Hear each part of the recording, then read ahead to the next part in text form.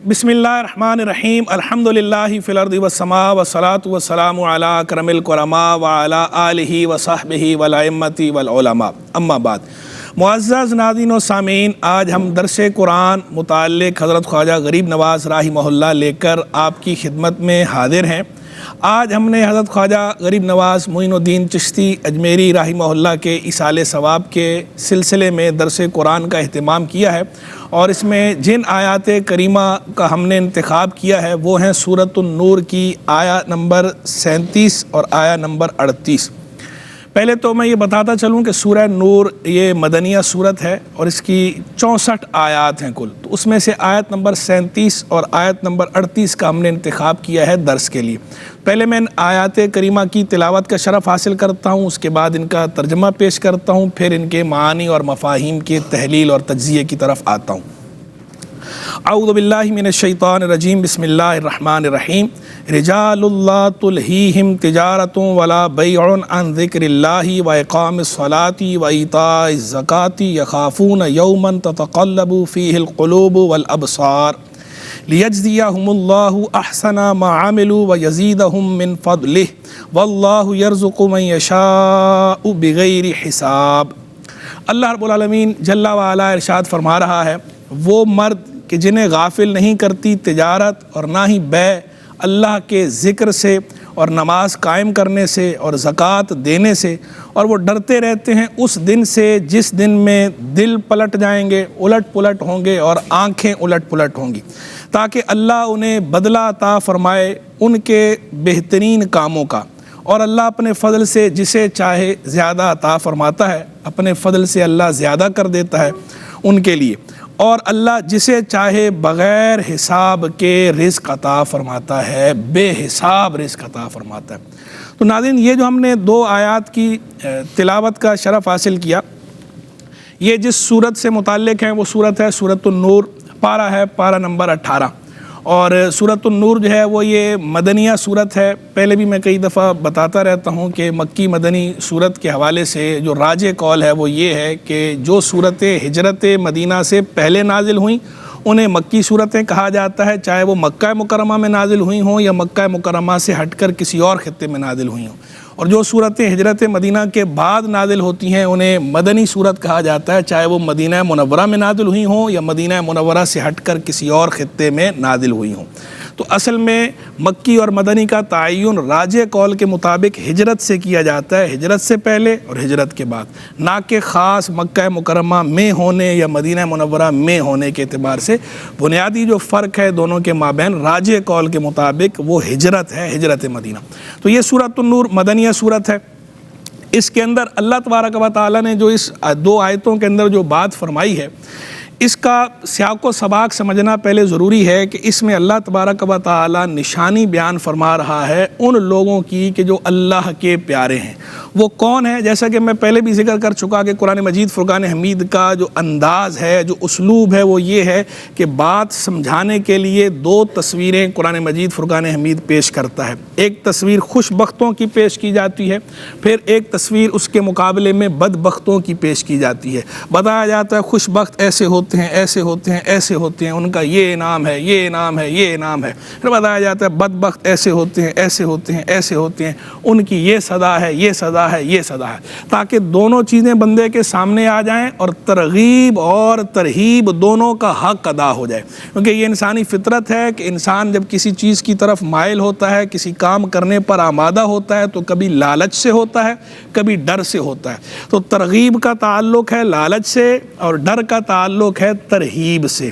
تو اسی لیے قرآن مجید فرقان حمید میں اللہ رب العالمین نے جو انداز اختیار فرمایا ہے وہ دونوں انداز اختیار فرمائے ہیں کہ بندہ اس کے سامنے لالچ بھی ہو، کہ وہ طمع ہو اس کے اندر کہ اچھا میں اگر یہ اچھا کام کروں گا تو مجھے اس کا یہ انعام ملے گا، یہ جزا ملے گی، یہ ریوارڈ ہوگا، اور اس کے سامنے دوسری تصویر بھی ہو، وعید کا بیان بھی ہو، سزا کا بیان بھی ہو، ترہیب بھی ہو جائے، ڈر بھی ہو کہ چلو اگر وہ لالچ سے نہیں کر رہا تو ڈر سے کر لے کہ اگر میں یہ برا کام کروں گا اور یہ اچھا کام نہیں کروں گا تو مجھے یہ سزا ملے گی، یہ سزا ملے گی، یہ سزا ملے گی۔ تو قرآن کا یہ بلیغ انداز ہے ترغیب اور ترہیب کا، تبشیر اور انذار کا، دونوں پہلوؤں کو قرآن مجید فرقان حمید ایڈریس کرتا ہے اور انتہائی عمدہ انداز میں ایڈریس کرتا ہے۔ رب کا کلام ہے، کلام موجز نظام ہے، کلام بلاغت نظام ہے، بلاغت اس پر ختم ہے، اعجاز اس پر ختم ہے۔ تو وہی انداز اللہ رب العالمین نے یہاں بھی اختیار فرمایا ہے، اور پہلے جو ہے وہ بات کی بندگان خدا کی، وہ لوگ کہ جو نور کی ہدایت، جو اللہ نے نور کی ہدایت دی ہے، اس نور سے ہدایت لینے والے وہ، پھر اس کے بعد آگے جو کفار ہیں نہ لینے والے، ان کا انجام کیا ہے وہ اس کے آگے بیان ہوا۔ پیچھے جو اس سے پیچھے آیت ہے، آیت نمبر 36 سے پہلے آیت نمبر 35۔ آیت نمبر 35 میں اللہ نے فرمایا تھا نا، یہد اللہ لنورہ من یشاء، اللہ اپنے نور کی ہدایت دیتا ہے جسے چاہتا ہے۔ تو اس کے بعد اب آگے یہ جو بیان چل رہا ہے رجال کہہ کے، تو یہ بیان اس کا چل رہا ہے کہ وہ اللہ اپنے نور کی ہدایت جن لوگوں کو دیتا ہے تو وہ لوگ کیسے ہوتے ہیں۔ وہ اللہ کے نور کی ہدایت پانے والے لوگ ایسے ہوتے ہیں، رجال، وہ مرد ہیں، لا تلہیہم تجارت ولا بیع عن ذکر اللہ واقام الصلاۃ وایتاء الزکاۃ، کہ انہیں نہ تجارت غافل کرتی ہے، نہ بیع و شراء غافل کرتی ہے، اللہ کے ذکر سے غافل نہیں کرتی، نماز قائم کرنے سے بھی غافل نہیں کرتی، زکوٰۃ دینے سے بھی غافل نہیں کرتی۔ اور یہ عبادتیں کرنے کے ساتھ ساتھ، عبادتیں تو کرتے ہیں لیکن اپنی ان عبادتوں پر وہ پھولتے نہیں ہیں، بلکہ اپنے رب سے ڈرتے رہتے ہیں، اور اس دن کا خوف رکھتے ہیں دل میں کہ جس دن میں قلوب، دل اور آنکھیں یہ الٹ پلٹ ہو جائیں گے، یعنی قیامت کا خوف ان کو پھر بھی رہتا ہے۔ وہ ڈرتے رہتے ہیں کہ کہیں ہمارے یہ عمل ضائع نہ ہو جائیں، پتہ نہیں ہمارے یہ اعمال مقبول ہیں یا مقبول نہیں ہیں، تو انہیں ڈر بھی رہتا ہے، خوف خدا بھی محسوس کرتے ہیں۔ بندگان خدا جو ہیں تو اللہ سے محبت بھی کرتے ہیں اور اللہ کا خوف بھی رکھتے ہیں، اور چونکہ دین کا مطالبہ بھی ہم سے یہ ہے کہ اللہ سے ڈرنا بھی ہے اور اللہ سے محبت بھی کرنی ہے، تو یہ دونوں باتیں اپنی انتہا پر اگر کی جائیں تو غلط ہے۔ کیا مطلب کہ کوئی اگر یہ کہے کہ اللہ کا ڈر سرے سے ہونا ہی نہیں چاہیے، بس اللہ سے محبت ہی ہونی چاہیے، تو یہ بات بھی غلط ہے، کتاب و سنت کے خلاف ہے۔ اور کوئی اگر یہ کہے کہ بس اللہ سے ڈر ہی ہونا چاہیے، محبت نہیں ہونی چاہیے، یا محبت کی کوئی مناسبت نہیں بن رہی اللہ کے ساتھ، تو یہ بات بھی کتاب و سنت کے خلاف ہے۔ کتاب و سنت میں ہم سے دونوں مطالبے کیے گئے ہیں کہ ہم نے اللہ سے ڈرنا بھی ہے، اللہ سے خوف بھی رکھنا ہے، خوف بھی محسوس کرنا ہے، خشیت الہی کا بھی ہم سے مطالبہ ہے کتاب و سنت میں، اور اللہ سے محبت کرنے کا بھی ہم سے مطالبہ ہے۔ تو یہ دونوں بندہ مومن کی زندگی کے مرکزی عنوان ہیں، ان کے گرد بندہ مومن کی زندگی گھومتی ہے، اللہ کی محبت کے گرد، اللہ کے خوف کے گرد، اللہ کی رضا کے گرد۔ تو جو بھی کام بندہ کرتا ہے پھر اللہ کی رضا کے لیے کرتا ہے، اور اللہ سے ڈرتا بھی ہے اور اللہ سے محبت بھی کرتا ہے۔ تو رجال کہہ کر، تو رجال کہا مرد ہیں، یعنی مرد تو اور لوگ بھی ہیں، بتانا یہ مقصود ہے کہ کامل مرد یہ ہیں، کامل مرد یہ ہیں، جو حقیقت میں مرد کہلانے کے لائق ہیں وہ یہ لوگ ہیں کہ جنہیں خدا قرآن میں یہ فرما رہا ہے کہ جنہیں اللہ کے ذکر سے، نماز قائم کرنے سے، زکوٰۃ دینے سے نہ بیع و شراء روکتی ہے نہ تجارت روکتی ہے، وہ غافل کسی حال میں نہیں ہوتے، یعنی وہ کسی بھی حال میں ہوں ان کی لو اپنے رب سے لگی رہتی ہے۔ یہ اللہ اپنے، اور اسی کو تو ولایت کہتی ہیں، اور ولایت کس کو کہتی ہیں؟ قرآن مجید فرقان حمید اٹھائیے، اس طرح کی آیات آپ پڑھیں گے تو آپ کو پتہ چل جائے گا کہ یہ ولیوں کی علامات بیان ہو رہی ہیں، یہ اولیاء کی نشانیاں بیان ہو رہی ہیں۔ ایک فلسفہ ہے ہمارا خود ساختہ بعض لوگوں کا ولیوں کے بارے میں، کہ ان کا اپنا ایک تصور ہے، وہ سمجھتے ہیں کہ شاید ولی کہتے ہیں کہ جو دور دراز کسی جنگل میں بیٹھا ہو، کسی کٹیا میں بیٹھا ہو یا غار میں بیٹھا ہو، دنیا ما فیہا سے اس کا کوئی تعلق نہ ہو، بس وہاں بیٹھ کے وہ صرف حق ہو کی ضربیں لگا رہا ہو یا صرف تسبیح پھیر رہا ہو، باقی دنیا جہان کا اسے کوئی کام نہ ہو، وہ ولی ہے۔ یہ بعض لوگوں کا خود ساختہ تصور ہے ولایت کا۔ کتاب و سنت جس ولایت کی بات کرتے ہیں وہ ولایت تو ایسی ہے کہ وہ لوگ تجارت بھی کرتے ہیں، وہ لوگ بیع و شراء بھی کرتے ہیں، وہ لوگ شادی بھی کرتے ہیں، ان کا دنیا کے ساتھ بھی تعلق ہوتا ہے، لیکن وہ تعلق کیسا ہوتا ہے؟ وہ دنیا سے جو ان کا تعلق ہے وہ اللہ کے تعلق کے تابع ہوتا ہے۔ وہ جس کے ساتھ تعلق رکھتے ہیں اللہ کے لیے رکھتے ہیں، جس سے تعلق توڑتے ہیں اللہ کے لیے توڑتے ہیں، جس سے محبت کرتے ہیں اللہ کے لیے محبت کرتے ہیں، جس سے عداوت رکھتے ہیں، نفرت کرتے ہیں، اللہ کے لیے نفرت کرتے ہیں۔ تو ان کے سارے معاملات، ان کے سارے تعلقات وہ تعلق باللہ کے تابع، ان کی ساری محبتیں اللہ کی محبت کے تابع، ان کے سارے خوف خدا کے تابع، تو ہر چیز ان کی جو ہے اللہ رب العالمین کی رضا کے تابع ہوتی ہے، وہ ولی ہوتے ہیں۔ یہ وہ ولی ہیں کہ وہ سارے کام کرتے ہیں جو کام دنیا میں لوگ کرتے ہیں، وہ یہ کام بھی کر ہی رہے ہوتے ہیں، لیکن ان میں اور عام لوگوں میں، عام بندوں میں اور بندگان خدا میں یہ مرکزی فرق ہوتا ہے کہ وہ عام بندوں میں رہ کر بھی خاص ہوتے ہیں۔ وہ عام بندوں میں رہتے ہیں، عوام کی طرح رہتے ہیں، لیکن ان کا جو اللہ کے ساتھ قلبی تعلق ہے وہ مثالی ہوتا ہے۔ وَاذْكُرِ اسْمَ رَبِّكَ وَتَبَتَّلْ إِلَيْهِ تَبْتِيلًا کی عملی تفسیر ہوتے ہیں کہ اپنے رب کا نام یاد کرو، سب سے کٹ کر اسی کے ہو رہو۔ یہ سب سے کٹ کر اسی کے ہو رہو کا مطلب یہ قطعاً نہیں ہے کہ کسی سے تعلق رکھنا ہی نہیں ہے۔ سب سے کٹ کے اسی کے ہو رہو کا مطلب یہ ہے کہ بھلے جو کام کر رہے ہو اس وقت تمہارے قلب کی جو سوئی ہے وہ اللہ ہی کی طرف ہو،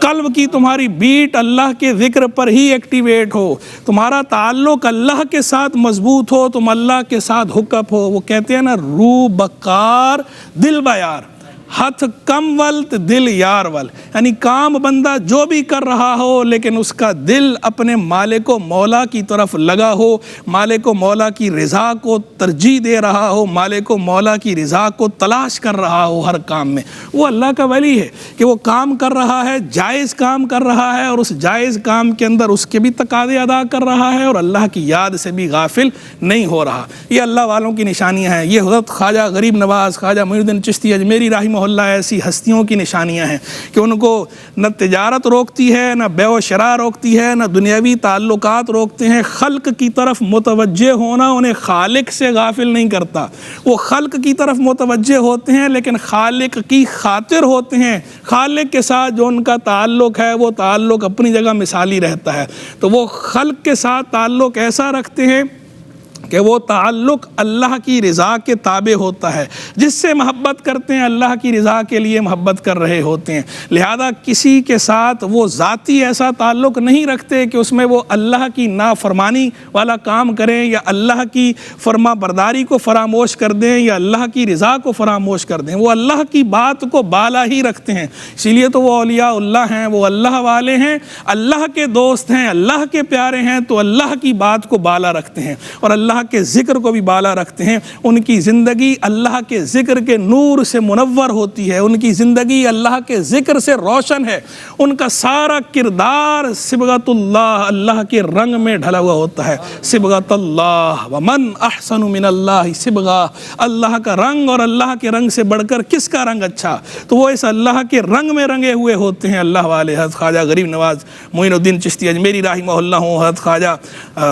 نظام الدین اولیاء محبوب الہی رحمہ اللہ ہوں، خواجہ قطب الدین بختیار کاکی رحمہ اللہ ہوں، یا شیخ الشیوخ شیخ شہاب الدین سہروردی ہوں، یا شاہ نقشبند خواجہ بہاؤالدین نقشبند ہوں، یا سرکار غوثیت مآب سیدنا شیخ عبد القادر جیلانی ہوں، یا اور کوئی اللہ والا ہو۔ اللہ والے جتنے ہیں وہ سارے آپ کو اسی طرح نظر آئیں گے کہ وہ اللہ کی یاد سے آپ کو غافل نظر نہیں آئیں گے۔ ان کا ہر لمحہ اللہ کی یاد میں بسر ہوتا ہے، ان کا دل، ان کا قلب اللہ کی یاد میں مستغرق ہوتا ہے۔ تو وہ کوئی بھی کام کر رہے ہوں، چاہے وہ بیع و شراء ہو یا اور کوئی کام ہو، دنیا کا کام جو بھی کر رہے ہیں اس کام میں اللہ کی یاد کو فراموش نہیں کر رہے۔ وہ اللہ ان کی نشانی بیان کر رہا ہے اپنے بندوں کی، بندگان خدا کی۔ رجال، وہ بندے، بندگان خدا، اللہ کے بندے، وہ اللہ کے نور سے ہدایت پانے والے بندے، وہ مردان کامل، وہ یہ ہیں لا تلہیہم تجارہ ولا بیع، انہیں نہیں غافل کرتی، نہ تجارت غافل کرتی ہے، نہ بیع و شراء غافل کرتی ہے اللہ کے ذکر سے اور نماز قائم کرنے سے اور زکوٰۃ دینے سے۔ اللہ کے ذکر سے غافل نہیں ہونا، نماز قائم کرنے سے غافل نہیں ہونا، زکوٰۃ دینے سے غافل نہیں ہونا ہمارے لیے بھی سبق ہے کہ مؤذن جب اذان دے رہا ہو تو یہ نہیں کہ ہم اپنے دنیا کے کاموں میں لگے ہی رہیں، مؤذن کی آواز پہ لبیک نہ کہیں، مسجد میں جا کے جماعت سے نماز نہ پڑھیں، بلکہ کئی تو وہ ہیں کہ معاذ اللہ نماز ہی نہیں پڑھتے سرے سے، مؤذن کی صدا کو یکسر فراموش کر دیتے ہیں، اللہ کے ذکر سے غافل، دنیا کے کام میں لگے، تجارت میں لگے، اللہ کے ذکر سے غافل۔ اللہ والے کیسے تھے؟ آیت کا شان نزول اگر آپ ملاحظہ کریں تو باقاعدہ کیا باتیں بیان کی ہیں مفسرین نے اور کیا کیا فرمایا ہے۔ سیدنا عبداللہ بن مسعود کے اقوال دیکھیں، سیدنا عبداللہ بن عمر کے اقوال دیکھیں، مطر الوراق کا قول دیکھیں، ان حضرات نے کیا بیان کیا۔ سیدنا عبداللہ بن مسعود نے دیکھا ایک مرتبہ کہ اذان ہوئی اور بندے نے جو ہے اسی وقت جو ہے انہوں نے اپنا وہ جو کام کر رہے تھے دکان پہ وہ چھوڑ کے نماز کے لیے چلے گئے مسجد میں، تو انہوں نے دیکھا تو یہ آیت پڑھ کے کہا یہ آیت انہی جیسوں کے لیے نازل ہوئی ہے۔ سیدنا عبداللہ بن عمر نے دیکھا جب کہ گئے، دیکھا کہ لوگوں نے کام کر رہے ہیں، جیسی اذان کی آواز آئی انہوں نے اپنا کام وہیں چھوڑ دیا، وہیں چھوڑ کے مسجد میں چلے گئے نماز پڑھنے کے لیے، اور نئی آیت پڑھ کے فرمایا یہ آیت انہی جیسوں کے لیے نازل ہوئی ہے۔ مطلب الوراق کیا کہتے ہیں کہ جو اسلاف تھے، یعنی صحابہ کرام علیہم رضوان ہوں یا جلہ تابعین ہوں، ان کا انداز کیا تھا، ان کا طرز عمل کیا تھا، ان کا طرز زیست کیا تھا۔ اذان ہوتی تھی تو اگر کسی نے ہتھوڑا اٹھا رکھا ہے تو اس ہتھوڑے سے ضرب نہیں لگاتا تھا، اذان ہوئی وہیں ہتھوڑا نیچے رکھ دیتا تھا اور نماز کی تیاری میں مشغول ہو جاتا تھا۔ اگر ہتھوڑا رکھا ہوا ہے، ہتھوڑا اٹھا کے جو ہے وہ ہتھوڑے سے ضرب نہیں لگانی، وہیں رکھ دینی۔ اٹھایا ہوا ہے تو رکھ دیا، رکھا ہوا ہے تو اٹھاتے نہیں تھے، چلے گئے کام کے لیے۔ اور کئی بزرگوں نے لکھا کہ وہ بعض اوقات تو ایسا منظر نظر آتا تھا کہ نماز کا جب وقت ہوتا تھا تو وہ گزرتے تھے، دیکھتے تھے بازار کے اندر کہ دکان کھلی ہوئی ہے اور سامان پہ انہوں نے خالی کپڑا ڈھانپا ہے، کپڑا ڈھانپا ہوا اور بندہ غائب ہے، یعنی وہ نماز کے لیے مسجد میں گیا اور کپڑا ڈھکا ہوا ہے۔ تو وہ یہ دیکھ کر کہا کرتے تھے کہ یہ آیت پڑھ کر سورۃ النور کی آیت نمبر 37 پڑھ کے کہتے تھے کہ یہ آیت انہی جیسوں کے لیے نازل ہوئی ہے۔ تو یہ صحابہ کرام علیہم رضوان کا انداز تھا، یہ اجلہ تابعین کا انداز تھا، یہ اکابر اولیاء کا انداز تھا کہ نماز کا وقت ہو گیا ہے، اذان ہو گئی ہے، وہ کام میں مشغول ہیں، کسب حلال کر رہے ہیں، اپنا کام وہیں چھوڑ کے پہلے رب کے حضور حاضر ہو رہے ہیں، خالق کے حضور حاضر ہو رہے ہیں، خالق کی بارگاہ میں اپنی حاضری لگوا رہے ہیں۔ لوگ حاضریاں لگواتے ہیں نا، تو وہ پہلے خالق کی بارگاہ میں اپنی حاضری لگواتے ہیں، اس کے بعد پھر آ کر اپنا کام شروع کرتے تھے۔ اور آج ہمارا انداز کیا ہے کہ مسجد کے اگر دروازے پر ہی دکان بنی ہوئی ہے اور اذان ہو جائے، اذان کیا اقامت ہو جاتی ہے، بندہ کاروبار میں مشغول ہے، اپنے نماز کی پرواہ نہیں کر رہا، جماعت کی پرواہ نہیں کر رہا، تو یہ وہ مرد نہیں ہے جنہیں قرآن مرد کہتا ہے۔ قرآن مرد ان کو کہتا ہے، مرد وہ ہیں کہ جنہیں یہ تجارت، یہ بیع و شراء، یہ اللہ کے ذکر سے غافل نہ کرے، نماز قائم کرنے سے غافل نہ کرے۔ نماز آگے کا وقت ہو گیا تو پہلی ترجیح نماز ہے۔ سب سے پہلا سوال قیامت کے روز حقوق اللہ میں نماز کے بارے میں ہے۔ نبی پاک علیہ الصلوۃ والسلام نے کیا فرمایا؟ جعلت قرۃ عینی فی الصلاۃ، میری آنکھ کی ٹھنڈک نماز میں رکھی گئی ہے۔ تو نماز کی وہ اہمیت ہے۔ تو نماز کا وقت ہو گیا ہے تو فرسٹ پرائرٹی نماز ہے۔ نماز پر چیزوں کو قربان کیا جا سکتا ہے، نماز کو چیزوں پر قربان نہیں کیا جا سکتا۔ باقی ہاں یہ بات اپنی جگہ پر کہ جن خاص صورتوں میں شریعت نے نماز توڑنے کی اجازت دی، کسی کی جان بچانے کے لیے، کسی کا مال بچانے کے لیے، وہ جواز شریعت کا اپنی جگہ پر۔ ہماری گفتگو اس خاص فقہی پہلو کے اعتبار سے نہیں ہے، اس فقہی پہلو سے ہٹ کر ہم جنرل بات کر رہے ہیں کہ جنرل بات یہ ہے کہ فرسٹ پرائرٹی نماز ہے، عبادت ہے، بغیر کسی عذر شرعی کے آپ اس طرح نماز کو فراموش نہیں کر سکتے۔ فراموش تو کسی صورت میں بھی نہیں کر سکتے، لیکن یعنی پرائرٹی کی بات کر رہا ہوں کہ ترجیح کے اندر بھی پہلے نماز ہی ہے۔ ہاں عذر شرعی ہو جائے پھر اس عذر شرعی کی صورت میں کہ اب جان بچانے کی بات آ گئی تو آپ اگلے کی جان بچا لیں اور پھر نماز ادا کریں، تو اس میں ترجیح میں خالی فرق آ گیا، نماز کی فراموشی وہاں بھی نہیں ہے۔ اور باقی وہ خاص صورتیں جن میں نماز شریعت نے معاف کی خواتین کو، وہ خواتین کی بات ہے۔ مردوں کو نماز جو ہے وہ اس طرح معاف نہیں ہے، بس نماز ان کی فرسٹ پرائرٹی ہونی چاہیے، پہلی ترجیح جو ہے وہ نماز، اللہ کا ذکر، نماز اور زکوٰۃ دینا۔ باقی یہ جو بات فرمائی یہاں پر رجال ان کی بات کی، تو اس پر ایک نقطہ یہ بھی ہے کہ بھئی رجال ان کا فرمایا ہے، نساء کا ذکر کیوں نہیں کیا، عورتوں کا ذکر کیوں نہیں کیا؟ تو اس کی ایک بنیادی وجہ یہ ہے کہ چونکہ اقامت صلاۃ کی جب بات کی ہے تو اقامت صلاۃ میں مسجد کی جماعت بنیادی طور پر شامل ہے۔ نماز کی اقامت صرف مسجد کے ساتھ خاص نہیں ہے، مسجد کے علاوہ بھی ہے، اس میں دیگر چیزیں بھی ہیں، لیکن بنیادی چیز اس میں مسجد کی جماعت ہے۔ تو چونکہ خواتین کو مسجد کی جماعت معاف ہے، مسجد میں جماعت کے لیے آنا یا جمعے کے لیے آنا، جماعت کے لیے آنا خواتین کے لیے یہ نہیں ہے، خواتین کے لیے افضل جو ہے وہ اپنے گھر میں نماز پڑھنا ہے، تو اس لیے یہاں پر رجال کی بات فرمائی گئی، نساء کی بات نہیں فرمائی گئی۔ باقی جو بات ہے اللہ کے ذکر کی، باقی جو بات ہے ایتاء زکوٰۃ کی، تو اس میں وہ نساء بھی شامل ہیں، عورتوں کے لیے بھی وہ اسی طرح ہے کہ ان کے لیے بھی فرسٹ پرائرٹی جو ہے وہ اللہ کا ذکر ہونی چاہیے، اور اگر ان پر زکوٰۃ فرض ہے تو عورتوں نے بھی زکوٰۃ دینی ہے۔ یہ نہیں کہ زکوٰۃ صرف مردوں پر فرض ہے، اگر عورتوں پر زکوٰۃ فرض ہے تو اپنی زکوٰۃ عورت نے خود ادا کرنی ہے۔ اب یہ نہیں کہ جناب عورتوں کے پاس بعض اوقات سونا ہوتا ہے اور اتنا سونا ہوتا ہے کہ اس کے اوپر زکوٰۃ فرض ہو رہی ہوتی ہے، نہیں دے رہی ہوتی، اور اگر کہا جائے کہ بھائی زکوٰۃ نہیں ادا کی جا رہی تو کہہ رہے ہیں بھائی میاں جو ہے وہ نہیں دے رہے، میاں سے بات کرو تو کہتے ہیں جی میرا ہاتھ تنگ ہے۔ تو عورت کی جو زکوٰۃ ہے وہ عورت ہی پر لازم ہے، اس کے شوہر پر لازم نہیں ہے۔ ہاں عورت کی اجازت سے شوہر ادا کر دے ٹھیک ہے، شریعت نے اجازت دی ہے اس بات کی، شوہر خود سے ادا کر دے عورت کی طرف سے اور دلالت نجات موجود ہو، ٹھیک ہے، شریعت نے اجازت دی ہے اس بات کی، لیکن یہ مرد پر لازم نہیں کیا گیا کہ عورت کی زکوٰۃ اس نے دینی ہے۔ جس کا مال ہوتا ہے، جس پر زکوٰۃ لازم ہوتی ہے، فرض اس کا ہوتا ہے اس نے خود ادا کرنا ہے جب تک وہ ادا کرنے پر قادر ہے۔ تو ایسی صورت میں حکم یہ ہوتا ہے کہ اگر زیور موجود ہے یا سونا موجود ہے، نصاب موجود ہے، زکوٰۃ لازم ہو گئی ہے اور آپ کے پاس ابھی جو ہے وہ اس وقت پیسے نہیں ہیں، کیش نہیں ہے زکوٰۃ دینے کے لیے، تو یا تو اپنے جو سامان ہے اس میں سے کچھ بیچ کر زکوٰۃ ادا کریں یا کسی سے قرض لے کر زکوٰۃ ادا کریں۔ زکوٰۃ بہرحال آپ نے ادا کرنی ہے، تو زکوٰۃ آپ کو معاف نہیں ہے۔ تو یہ نہیں ہے کہ زکوٰۃ کی فرضیت کے لیے ذکورہ شرط نہیں ہے، مرد ہونا شرط نہیں ہے۔ زکوٰۃ جس طرح مردوں پر فرض ہوتی ہے جن شرطوں کے ساتھ، تو ان شرطوں کے ساتھ زکوٰۃ عورتوں پر بھی فرض ہوتی ہے، تو عورت نے بھی ادا کرنی ہے۔ تو زکوٰۃ جو ہے جس پر فرض ہے وہ ادا کریں، زکوٰۃ ضرور ادا کرنی چاہیے۔ باقی اطاعت زکوٰۃ کی جو بات یہاں پر ہوئی تو اس کے اندر اطاعت زکوٰۃ کے بارے میں دو قول ہیں۔ ایک قول تو یہ ہے بعض مفسرین کا جو اکثریت کا ہے کہ یہاں زکوٰۃ سے مراد زکوٰۃ ہی ہے جو مال کی زکوٰۃ دی جاتی ہے، فرض زکوٰۃ، اور بعض حضرات یہ بیان کرتے ہیں کہ یہاں زکوٰۃ سے مراد جو ہے وہ خاص مال کی زکوٰۃ مراد نہیں ہے، بلکہ زکوٰۃ سے مراد مطلق اللہ کی اطاعت اور اخلاص ہے۔ جیسا کہ سیدنا عبداللہ بن عباس کی طرف یہ بات منسوب ہے کہ وہ فرمایا کرتے تھے کہ یہاں زکوٰۃ سے مراد اللہ کے لیے خالص ہونا، اللہ کی اطاعت کرنا، عبادت کرنا اور اسے خالص اللہ کے لیے کرنا، یہ مراد ہے۔ یعنی جسے ہم لوگ تزکیہ نفس سے تعبیر کرتے ہیں، یہاں مراد وہ ہے، کیونکہ وہ کہتے تھے کہ یہ آیت جو ہے سب کے لیے ہے، جس کے پاس مال ہو اس کے لیے بھی اور جس کے پاس مال نہیں ہو اس کے لیے بھی۔ تو اب جس کے پاس مال نہ ہو اس پر تو زکوٰۃ لازم نہیں ہوتی،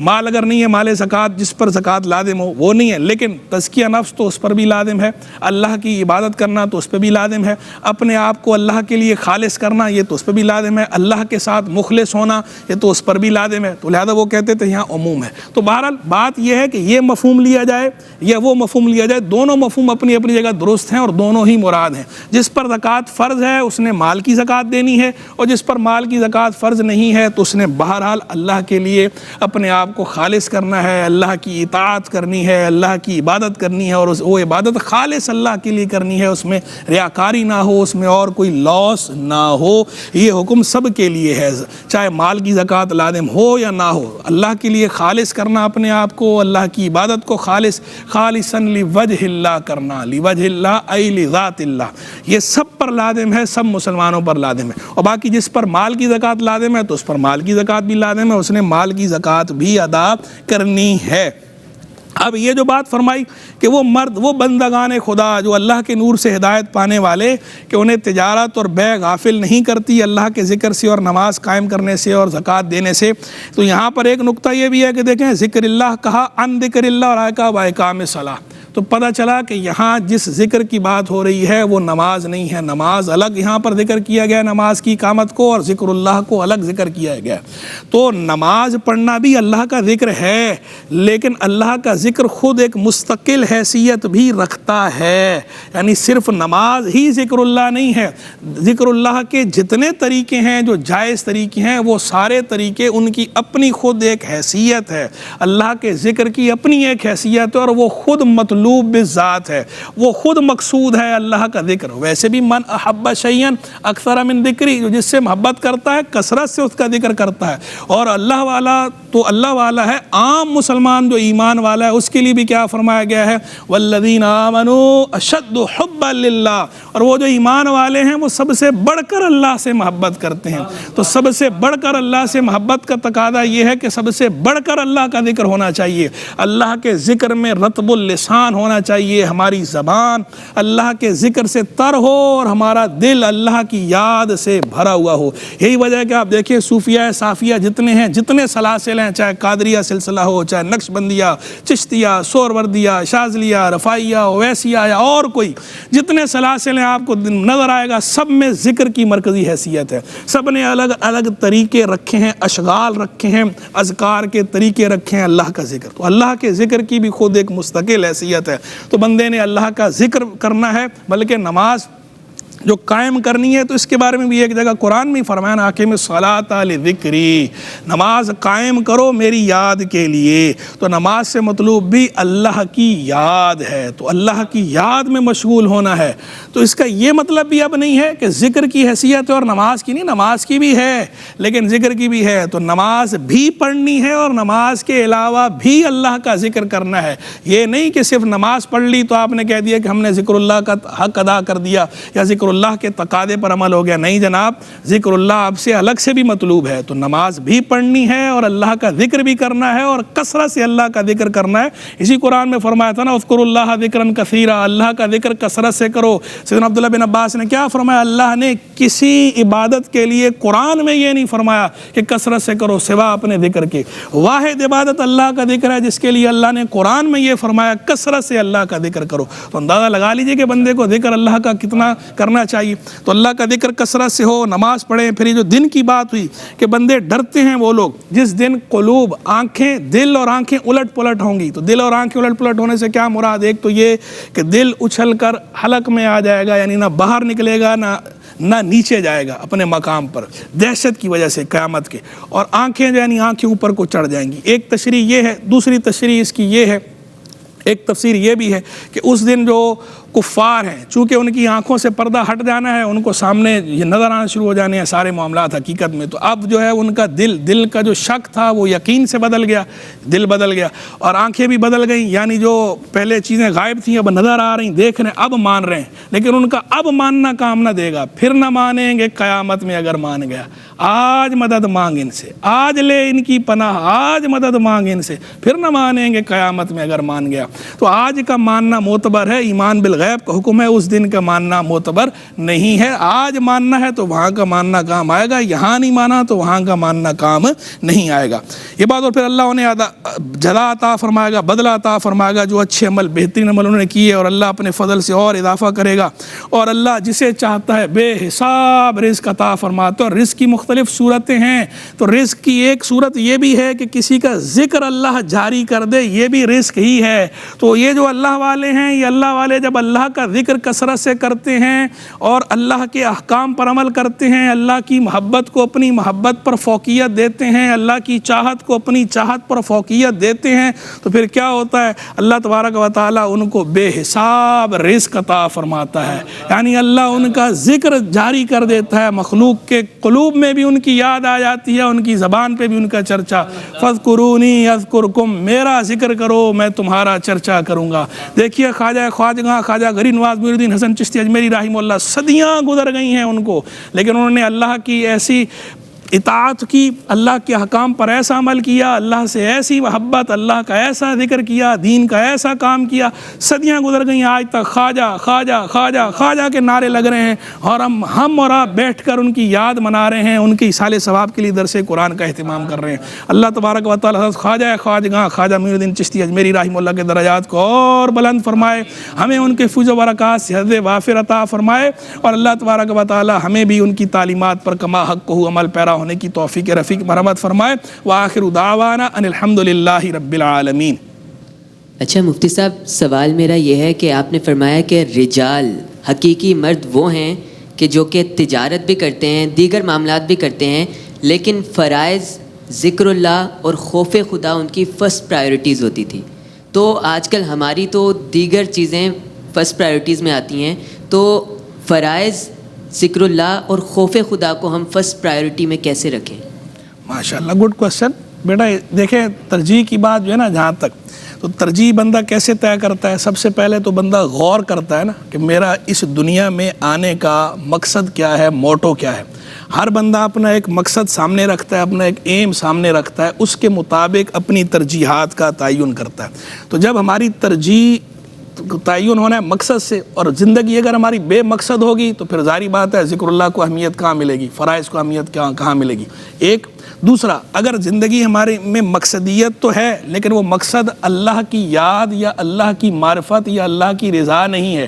مادیت ہے، صرف مادیت کے گرد ہی ہم نے گھومنا ہے، دنیا کے اندر بینک بیلنس ہو، ہمارے پاس اچھی گاڑی ہو، اچھی نوکری ہو، یہی اگر ہمارا مقصد حیات ہونا ہے تو پھر بھی ظاہری بات ہے ذکر اللہ کو اہمیت بندہ کہاں دے گا، فرائض کو اہمیت کہاں دے گا. تو لہذا سب سے پہلے تو بندہ یہ طے کرے کہ میں جو دنیا میں آیا ہوں تو بے مقصد نہیں آیا، میرے دنیا میں آنے کا ایک مقصد ہے، اور وہ مقصد خود اللہ نے بیان کیا، جو کریٹر ہے، جو بنانے والا ہے، تخلیق فرمانے والا ہے. کیا فرمایا؟ وما خلقت الجن والانس الا لیعبدون، اور میں نے جن و انس کو نہیں بنایا مگر اپنی عبادت کے لیے. تو جب بندہ اس پر غور کرے گا تو خود بخود ہی اس کو دل میں یہ داعیہ پیدا ہونا ہے کہ جب اللہ نے مجھے بنایا ہی اس مقصد کے لیے ہے تو میری زندگی اللہ کی رضا میں گزرنی چاہیے، اللہ کی معرفت حاصل کرنے کی تگ و دو میں گزرنی چاہیے، ذکر اللہ میں میری زندگی گزرنی چاہیے، فرائض قائم کرنے میں گزرنی چاہیے، گناہوں سے بچنے میں گزرنی چاہیے، اور دنیا کو اس طرح میں نے کرنا ہے کہ دین اور دنیا کا حسین توازن ہو کہ جو نہ دنیا کو ہم نے خراب کرنا ہے اور نہ دنیا کی خاطر ہم نے دین کو یا آخرت کو خراب کرنا ہے. دنیا بھی خراب نہیں ہونی چاہیے، ربنا آتنا فی الدنیا حسنہ، لیکن آگے بھی دیکھنے وفی الآخرۃ حسنہ وقنا عذاب النار. اے ہمارے رب ہمیں دنیا میں بھی بھلائی دے اور ہمیں آخرت میں بھی بھلائی دے اور ہمیں نار دوزخ کے عذاب سے بچا. تو مقصد کا جو تعین کرنا ہے، غور و خوض کرنا ہے، سیلف اکاؤنٹیبلٹی، خود احتسابی، یہ بندے کو آمادہ کرتی ہے بہت سارے کاموں پر. تو اس کا ایک بہترین طریقہ یہ بھی ہے کہ رات کو سونے سے پہلے بندہ یہ جائزہ لے لیا کرے کہ میں نے آج دن کیسے گزارا، اور اس جو میں نے دن گزارا اس میں اللہ کی رضا والے کام کون سے تھے، نفسانی خواہش پر مبنی کام کون سے تھے، کون سے کام دائرہ شریعت کے اندر تھے، کون سے دائرہ شریعت سے باہر تھے. تو یہ جو جائزہ ہے، یہ جو محاسبہ نفس ہے، یہ بندے کی عادت تبدیل کروا کے رکھ دیتا ہے باذن اللہ. تو اس کا اہتمام کریں گے تو انشاءاللہ جو ہے ہماری زندگی اچھی ڈگر پر آ جائے گی اور ہمارے کردار میں انتہائی مثبت تبدیلی آئے گی. السلام علیکم ورحمۃ اللہ. وعلیکم السلام. مفتی صاحب میرا سوال یہ ہے کہ آپ نے فرمایا صوفیائی کرام تجارت بھی کیا کرتے تھے، صرف کٹیا سنبھال کر نہیں بیٹھا کرتے تھے، لیکن آج ہم دیکھتے ہیں کہ علماء فقط دینی ذمہ داریاں نبھا رہے ہیں، تجارت وغیرہ کے معاملات نہیں کر رہے، حالانکہ پیارے آقا بھی تجارت کیا کرتے تھے، دینی ذمہ داریاں بھی نبھایا کرتے تھے. ٹھیک ہے، ماشاءاللہ، گڈ کوسچن. بیٹا پہلے تو ایک بات یہ سمجھیں کہ تجارت سے مقصود خالی تجارت نہیں ہے، بلکہ وہ بتانا یہ مقصود تھا کہ سورس آف انکم. تو سورس آف انکم جو ہے وہ صرف تجارت ہی نہیں ہے، تجارت کے علاوہ دیگر چیزیں بھی ہیں، جیسے ملازمت بھی سورس آف انکم ہے، مزارعت بھی سورس آف انکم ہے، مضاربہ بھی سورس آف انکم ہے. تو اصل بات یہ ہے کہ کسب حلال کا ذریعہ ہونا چاہیے، کسب حلال اختیار کرنا ہے، بندہ دوسروں پہ نہ بیٹھا رہے، کسب حلال کرے. تو اب وہ چاہے تجارت کے ذریعے کرے یا کسی اور ذریعے سے کرے، یعنی معاش کے لیے بھی تگ و دو بندہ خود کرے، کسب حلال کرے. کسب حلال کا بھی حکم ہے. تو اصل مقصود تو یہ ہے، تھیم یہ ہے، نہ کہ خاص تجارت. باقی یہ الگ بات ہے کہ تجارت کی اپنی ایک اہمیت بھی ہے، اور بندہ جب تجارت اختیار کرتا ہے تو اس کے اندر اس کے پاس آپشنز زیادہ ہوتے ہیں، وہ دوسروں پر بالکل قانے نہیں ہو جاتا ہے ایسا کہ بس اب وہ دوسروں کے رحم و کرم پر ہے کہ وہ اگر جو ہے وہ جب چاہیں اس کو نکال دیں یا جب چاہیں اس کے معاملات خراب کر دیں. تو اس لیے اہل علم ہوں یا دیگر حضرات ہوں، کچھ نہ کچھ تجارت کو بھی ضرور ساتھ رکھنا چاہیے، بھلے پارٹ ٹائم میں کر رہے ہوں، تاکہ آپ کو سیر چشمی حاصل ہو، کسی پر آپ ڈپینڈنٹ نہ ہوں. تو اپنی معاشی خود کفالت بھی ہونی چاہیے، معاشی آزادی بھی بندے کو حاصل ہونی چاہیے. تجارت کی اہمیت بھی اپنی جگہ پر مسلم ہے اور تجارت بھی کرنی چاہیے. السلام علیکم ورحمۃ اللہ. وعلیکم السلام ورحمۃ اللہ. میرا سوال یہ ہے کہ ابھی آپ نے فرمایا کہ اللہ تعالیٰ جسے چاہتا ہے اسے رزق کثیر عطا فرماتا ہے، تو اس میں رزق کثیر سے کیا مراد؟ ماشاءاللہ، ہاں، آیت کے آخر میں ہے کہ اللہ جسے چاہتا ہے بے حساب رزق دیتا ہے. تو میں نے بتایا کہ رزق سے مراد جو ہے وہ صرف مال ہی نہیں ہے. یہ جو بعض اوقات ہم لوگ سمجھتے ہیں نا یعنی رزق سے مراد صرف مال ہے یا کھانا پینا ہے، یہ بھی بے شک رزق ہے، لیکن رزق کا ایک بڑا وسیع مفہوم ہے. اللہ کی ہر وہ نعمت جسے بندہ استعمال کرتا ہے وہ رزق ہے. ذہانت بھی رزق ہے، علم بھی رزق ہے، اولاد بھی رزق ہے، شوہر کے لیے بیوی بھی رزق ہے، بیوی کے لیے شوہر بھی رزق ہے، مال و دولت بھی رزق ہے، اچھی سواری بھی رزق ہے، اچھی نوکری بھی رزق ہے، تجارت بھی رزق ہے۔ تو رزق کا ایک وسیع مفہوم ہے، تو اس طرح کے مواقع پر وسیع مفہوم ہی مراد ہوتا ہے کہ اللہ جسے چاہتا ہے بے حساب رزق دیتا ہے۔ تو وہ رزق کبھی مال و دولت کی صورت میں ہوتا ہے اور کبھی مال و دولت سے ہٹ کر دیگر انعامات کی صورت میں ہوتا ہے، دیگر نعمتوں کی صورت میں ہوتا ہے۔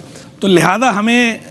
یہ جو وسیع مفہوم ہے اسے بھی ذہن میں رکھنا چاہیے، اور صرف مال و دولت ہی کو نہیں دیکھنا چاہیے کہ مال و دولت اگر ہمارے پاس زیادہ نہیں ہے، دوسرے کے پاس زیادہ ہے، تو ہم یہ سوچنا شروع کر دیں کہ اس کے پاس رزق زیادہ ہے، ہمارے پاس کم ہے۔ بعض اوقات اگلے کے پاس مال و دولت زیادہ ہے، آپ کو اللہ نے ذہانت زیادہ دی ہے، آپ کو اللہ نے علم کی دولت سے نوازا ہے، تو اللہ کا بندے کو شکر ہی ادا کرنا چاہیے۔ شکر بھی نعمتوں میں اضافے کا باعث بنتا ہے،